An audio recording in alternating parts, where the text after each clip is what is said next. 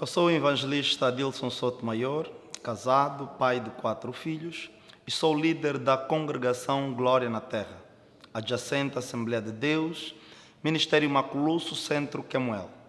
Estamos localizados aqui no bairro Projeto Nandó, Rua do Eusébio. A minha trajetória pessoal é uma trajetória pessoal de altos e baixos. Cresci com muitas dificuldades no bairro do Golfe, apenas com a mãe, sem a oportunidade de crescer com o pai. Passando por inúmeras dificuldades, consegui aprender de muito cedo que as dificuldades, as ausências e insuficiências são importantes na vida de um homem. A minha trajetória no ministério ela é marcada por um conjunto de circunstâncias que aconteceram na minha juventude, de 21 a 22 anos, e nessa fase eu senti da parte de Deus a necessidade de me aproximar ainda mais do Espírito Santo e de Jesus. Cresci na Igreja Católica desde a minha infância e com os 14, 15 anos eu desviei-me dos propósitos de Deus. Mas depois de algum tempo eu voltei a me aproximar de Jesus e por circunstâncias do destino e por influência também da minha esposa, eu conheci a fé evangélica e abracei essa fé e estou aqui até hoje com 7 anos de ministério. Desde 2016 eu venho fazendo a obra de Deus, glorificando o nome do Senhor Jesus Cristo.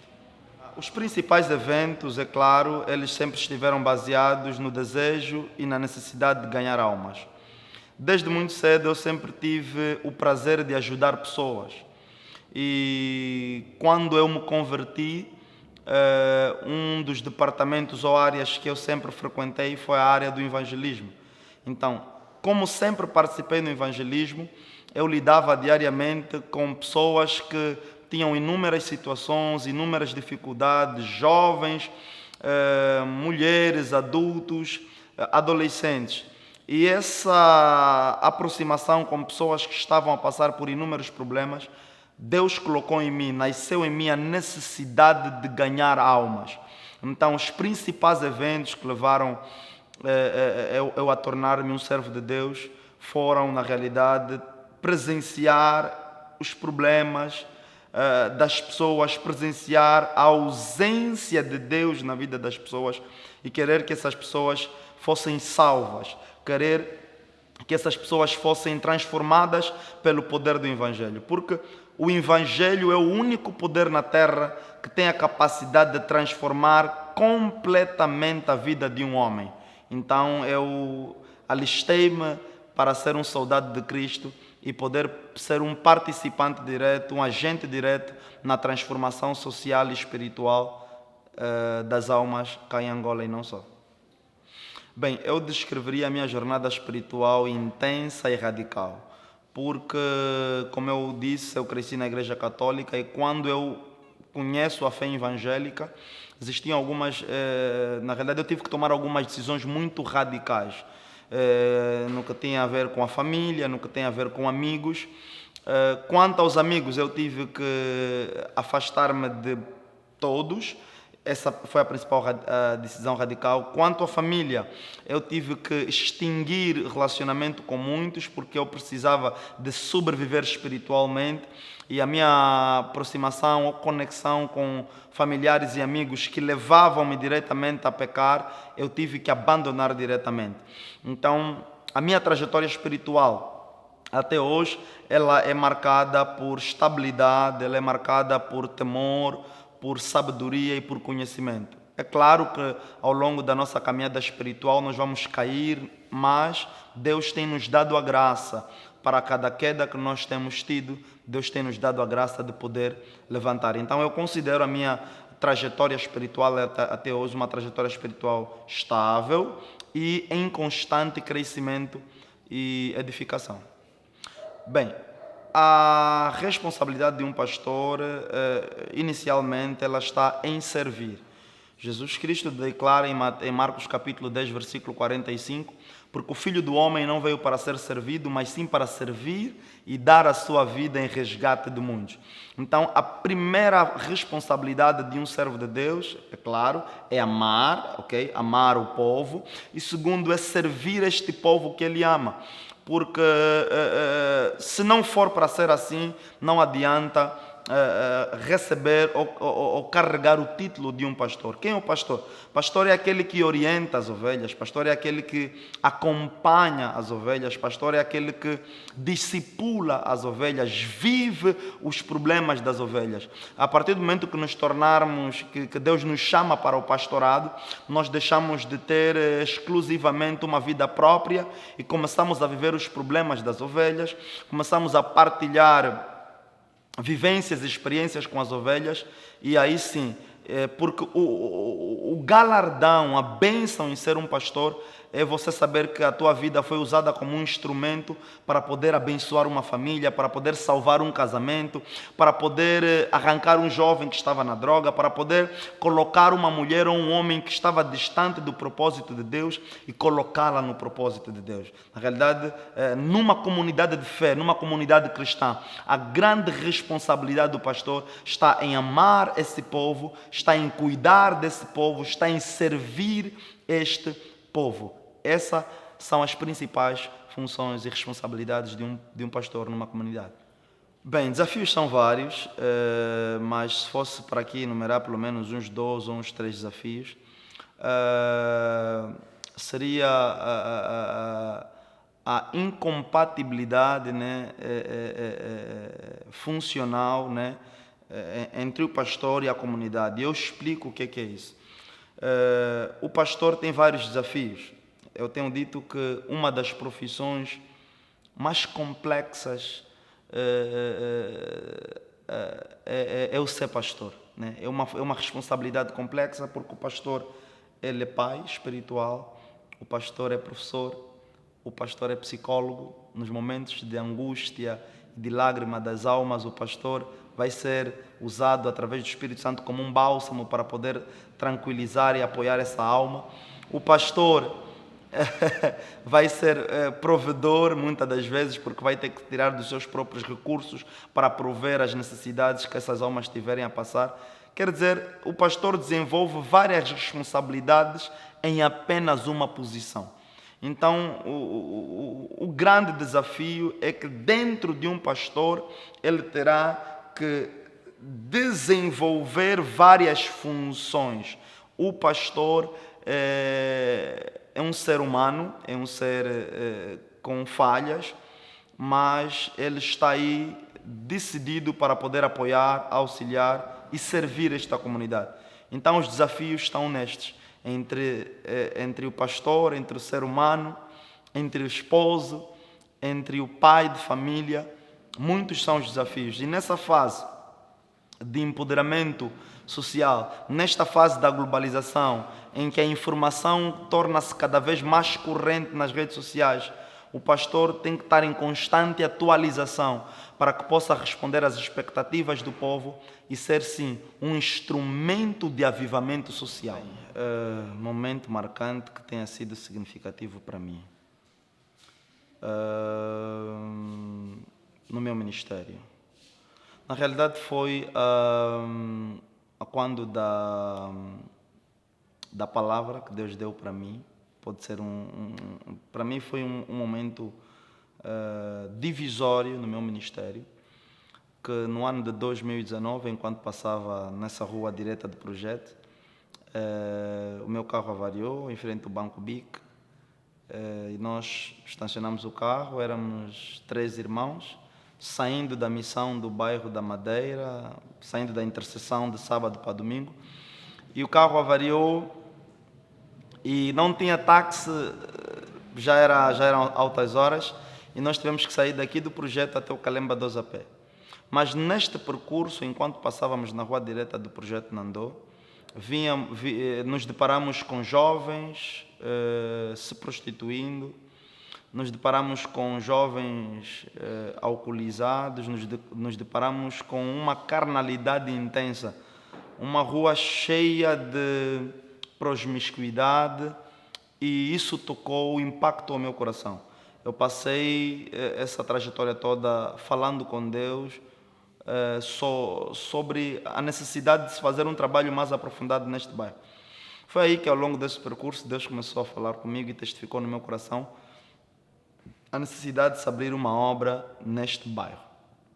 Então, a partir daquele dia, eu recebi uma confirmação direta da parte de Deus de que eu precisava vir para aqui e abrir uma obra. Abrir uma obra no sentido de poder esvaziar o reino das trevas, despovoar jovens que estavam em direção ao inferno e levá-los até o reino de Deus. Para mim foi uma experiência única, e aqui dizer que o que testifica na realidade de um grande ministério é a necessidade e a capacidade de servo de Deus compreender que Deus apenas não falou com ele no passado, Deus vai continuar a falar com ele para que ele se movimente com base naquilo que Deus falou hoje e não apenas com base naquilo que Deus falou ontem. Porque o mesmo Deus que disse que Abraão tinha que entregar o seu filho Isaque para ser sacrificado, foi o mesmo Deus que depois de algum período disse: não mate mais o teu filho, porque agora eu fiz e eu tenho prova de que você na realidade me ama. Então, essa foi uma experiência única e marcada para mim até hoje. Existe um princípio que eu uso relativamente às ministrações, e elas estão baseadas nos atributos de Deus. Quando vamos falar sobre Deus, precisamos conhecer quem é Deus. E conhecer quem é Deus, estamos a falar da sua essência, da sua característica, da sua natureza, dos atributos de Deus. Então, toda a minha mensagem, por mais que seja temática, por mais que seja expositiva, por mais que seja textual, ela tem um único objetivo de fazer com que Jesus Cristo seja glorificado e conhecido no meio da igreja. Vivemos numa época com uma dificuldade enorme de ouvir pregações, ok? Temos ouvido muitas motivações, temos ouvido muitas mensagens de desenvolvimento pessoal dentro da igreja, temos ouvido muitas questões, mas nos falta o básico e o fundamental que marcou a igreja primitiva. Atos capítulo 2, versículo 42 declara que a igreja ela crescia na doutrina dos apóstolos, nas orações, no partir do pão e na comunhão. Quer dizer que existe um princípio para a transformação de uma igreja, que ela começa na doutrina. A doutrina que vai ser um conjunto de conhecimentos sistematizados que têm fundamentos no Antigo Testamento e no Novo Testamento. E nós, aqui na Congregação Glória na Terra, temos tido essa responsabilidade em não apenas motivar ou levar uma mensagem de conforto às pessoas, mas também levar uma mensagem de confronto sobre a realidade que o povo está a viver. Bem, nós primeiro avaliamos a questão da ética, da moral, que tem a ver todo com preceitos educacionais de cada pessoa, mas dentro da igreja existem princípios disciplinares que regulam a nossa instituição, a Assembleia de Deus. No seu estatuto, ela determina que existem alguns comportamentos antiéticos que são puníveis nos termos do estatuto. Então, nós aqui, enquanto igreja, para cautelar algumas situações, nós temos medidas suspensivas, que muitas das vezes, através das ações dos membros batizados, nós suspendemos, e temos ações disciplinares, aquelas mais agravosas, como a violação do 7º mandamento, que é o pecado mais comum, principalmente por parte de jovens, né, que é a fornicação. Temos a questão do adultério, temos a questão do roubo, temos várias e várias questões. Mas além da punição ou da disciplina coerciva, existe aquilo que é a instrução e educação no meio do povo. Porque nós acreditamos que uma igreja bem instruída é uma igreja que estará pronta para obedecer e pronta para não ser disciplinada. Será um povo firme e aliado àquilo que é a palavra de Deus. Bem, valores. Valores, estamos a falar da fidelidade, valores, estamos a falar do amor, valores, estamos a falar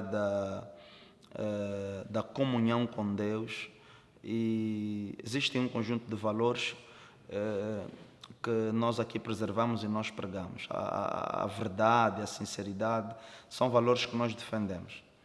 Quanto aos princípios, princípios são fundamentais na igreja, porque quando uma igreja não anda debaixo do cumprimento de princípios, necessariamente estará constantemente a pedir perdão a Deus, e há coisas às vezes que não acontecem na vida do povo de Deus.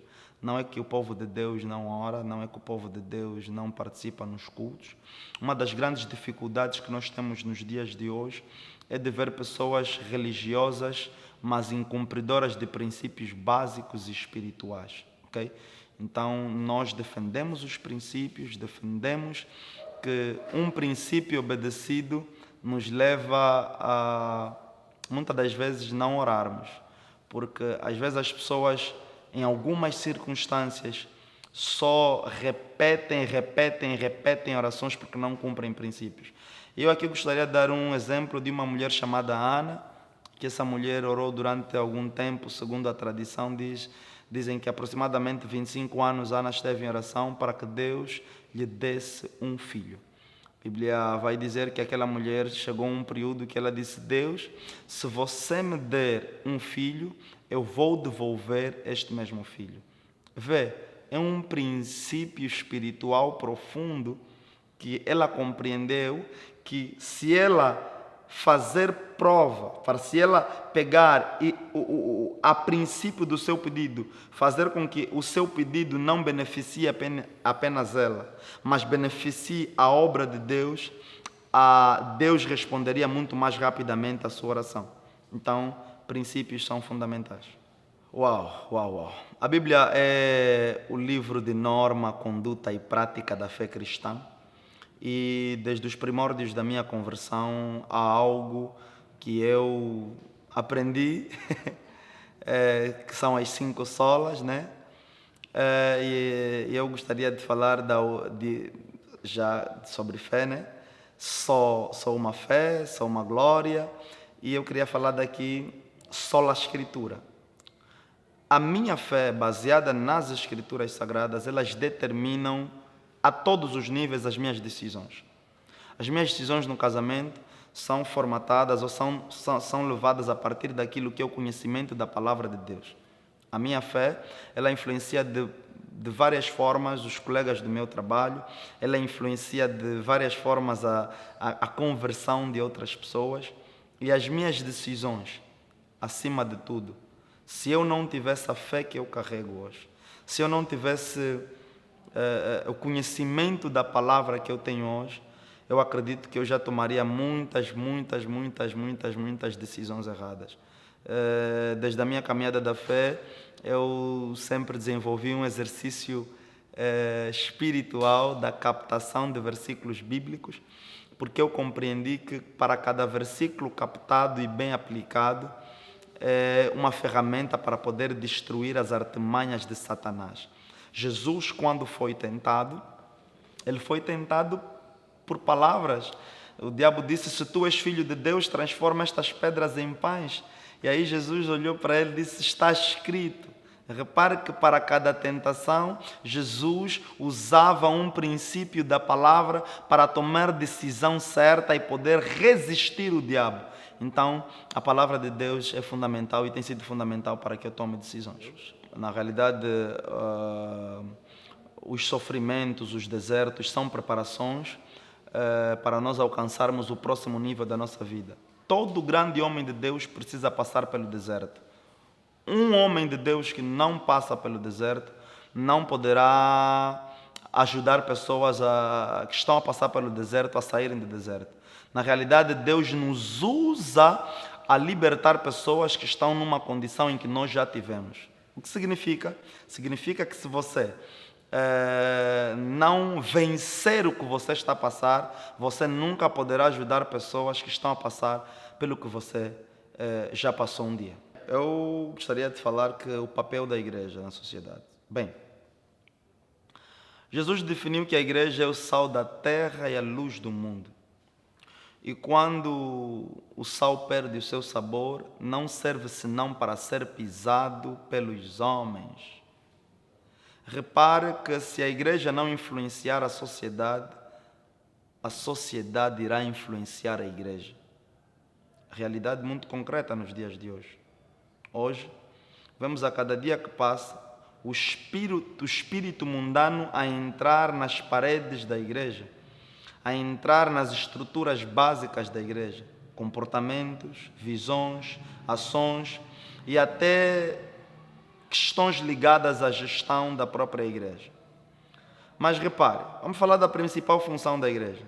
A principal função da igreja é transformar a sociedade pecaminosa e levá-las a viver uma vida de transformação em Cristo Jesus. A palavra fala em João 3,16 que Deus enviou o seu Filho unigênito para que todo aquele que nele crê não morra, mas tenha a vida eterna. O que significa? Que a igreja ela tem a função de avivar a sociedade. Se uma sociedade está morta, ela, para estar viva, depende da igreja.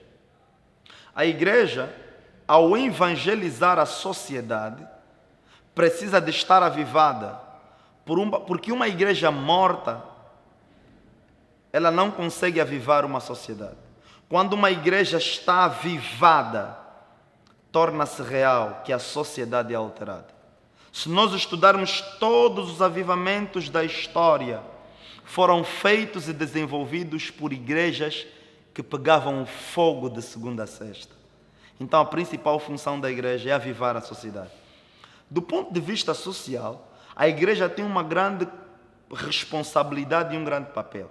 O papel de apoiar os necessitados e criar programas que possam pegar e ajudar a sociedade a desenvolver. A Bíblia vai falar de apóstolo Paulo, que teve um grande papel, mas se nós estudarmos a história dos puritanos, vamos encontrar um homem chamado John Wesley. 80% dos livros que ele escreveu foram ligados à sociedade. Quer dizer que ele escreveu livros e mais livros e mais livros, olhando para o desenvolvimento e a resolução de problemas sociais. Não apenas a resolução de problemas dentro da igreja, mas a resolução de problemas sociais. O que é que significa? Que a igreja é um agente de transformação social. A igreja não é uma instituição de pedidos, de pedir. A igreja é uma instituição poderosa do céu na terra. É por isso que a igreja é a embaixada do céu na terra. Somos peregrinos e estamos aqui para poder pegar e resgatar pessoas perdidas. Eu gostaria de agradecer inicialmente a Deus que muito tem feito pela minha vida. Agradeço a minha amada esposa e aos meus filhos que tenham sido fortes, porque ser pastor muitas das vezes nos leva a estarmos durante muito tempo longe da família. E muitas das vezes os membros da nossa família são prejudicados. Então eu agradeço a minha esposa, agradeço os meus filhos. Também gostaria de agradecer a todos os cooperadores, membros batizados e não só, a Igreja em geral da Glória na Terra, por ter acreditado no chamado e na graça que Deus colocou na minha vida. Se não fossem vocês, eu provavelmente não estaria aqui onde eu estou. Repare que todo profeta tem uma mensagem, todo mensageiro tem uma mensagem. E a mensagem que eu trouxe, a mensagem que Deus me deu, a graça que Deus colocou na minha vida, foi aceita por vocês. Agradeço também a minha família por ter, depois de algum tempo de rejeição, ter aceitado e entendido que Deus, na realidade, chamou-me como um libertador. Até aqui, muito obrigado.